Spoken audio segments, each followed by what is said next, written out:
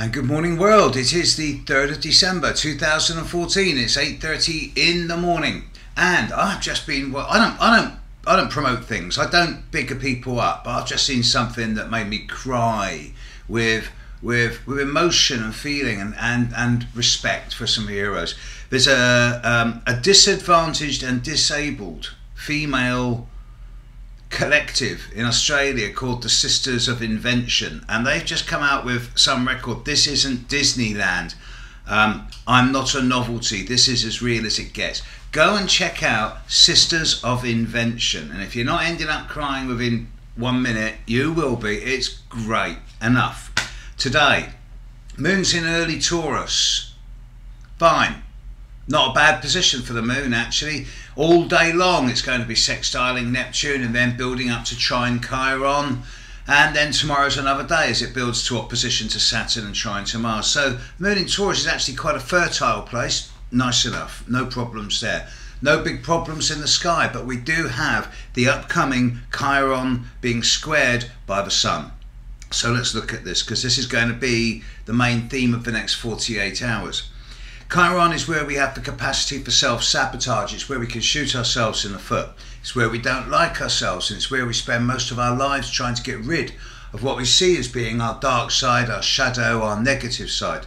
And the more we try and get rid of it, the stronger it gets, until in time that shadow consumes and absorbs us and we've become the person we've always been scared of being. However, Chiron, viewed from an alternative perspective, is also where we recognise that shadow, where we accept the worthless one within, and where we can become much more integrated, wholesome, assimilated and self-acceptant simply by going, this is me, warts and all, 98% is good enough, because if I had 100% I'd have wings on my back.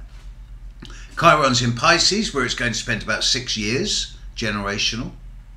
The Sun is in Sagittarius. I'm not going to waste too much time talking about the Sun, because everyone knows what the Sun does. It's about one's core and soul and heart and uniqueness and sense of identity and individuality. And in Sagittarius, well, far be it from me to say anything either too good or too bad about Sagittarians, because Sagittarians are Sagittarians. But when the Sun is squared to Chiron in Pisces from Sagittarius, it emphasises the mutable nature of the square straight away, and it emphasises the square. If there's a conjunction with the Sun and Chiron, or an opposition with the Sun and Chiron, often there can be issues around male role model imagery and issues of abandonment or neglect, or just feeling isolated and rejected, especially when young. There can also be issues connected with the lower leg and the back leg mobility system, the ankles, the heels, the Achilles. But when it's a square, it's different. Thing is, with an opposition and a conjunction, is that they're both situations that you can't really change. The opposition, point of power. The opposition, 2 points of power opposing each other. It's a kind of fait accompli. You can't fight them, you can only dance around them and work with them. But with a square releases an energy that comes across as challenge, difficulty, problems, but it also releases enough energy to turn those problems into gifts and skills once you practice at it long enough and learn how to overcome those challenges. And if you've got the Sun square Chiron in your chart, then you're constantly going to be arguing against yourself in terms of self-worth. Am I good enough? Do I deserve to breathe? But at the same time, there's the recognisance all around you that no one else is ever good enough either, and as long as everyone else is just striving to do their best, but that's all that you need to do. Sun square Chiron people can self-sabotage quite regularly. They get to the point where they're just about to become successful, and then they do or say something which shoots themselves in the foot, so that then they can say, oh well, there you go, I knew I was a failure anyway. Because it's much easier to fail constantly than it is to succeed once. If you succeed once, you then set yourself a standard that you have to achieve for the future.